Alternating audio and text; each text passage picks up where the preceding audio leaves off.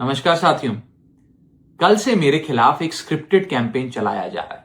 Same भाषा, same बातें, same आरोप। ये कोई कोइंसिडेंस नहीं है, बल्कि एक कोऑर्डिनेटेड अटैक है।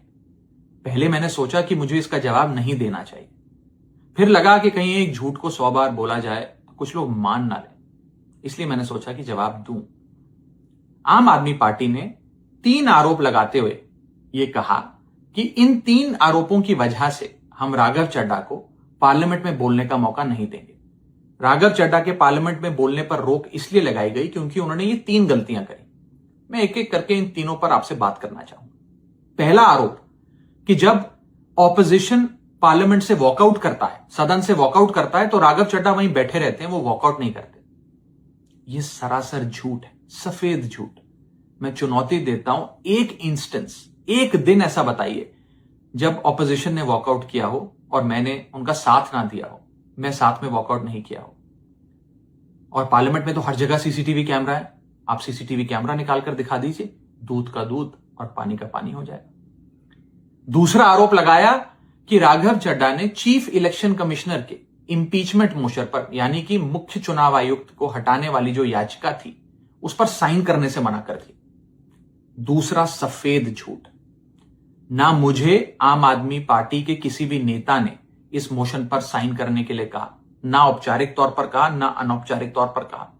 और आम आदमी पार्टी के राज्यसभा में कुल 10 सांसद हैं, जिनमें से 6 या 7 सांसदों ने इस मोशन पर खुद ही साइन नहीं किया। तो भला इसमें मेरी क्या गलती? खाली सारा दोष मुझ पर ही क्यों मढ़ा जा रहा है?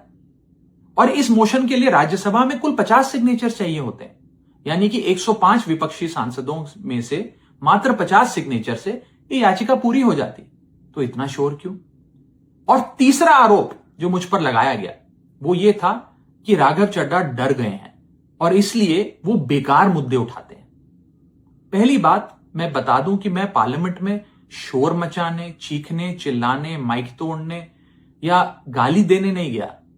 मैं वहां पर जनता के मुद्दे उठाने गया हूं, लोगों की बात करने गया हूं। और मैंने कौन सा मुद्दा नहीं उठाया?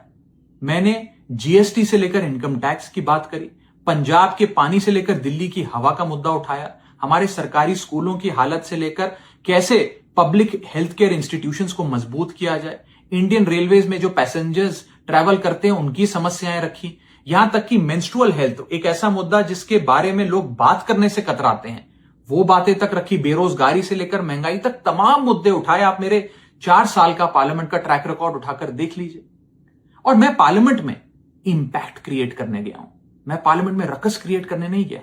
ये टैक्स पेयर के पैसे से जो पार्लियामेंट चलती है, उस टैक्स पेयर के मुद्दे उठाने में पार्लियामेंट में गया हूं। अंत में मैं बस इतना कहना चाहता हूं कि जो लोग आज मुझ पर आरोप लगा रहे हैं, झूठे आरोप लगा रहे हैं, कि हर झूठ को बेनकाब किया जाएगा और हर सवाल का जवाब दिया जाएगा, क्योंकि मैं घायल हूं, इसीलिए घातक हूं। जय हिंद।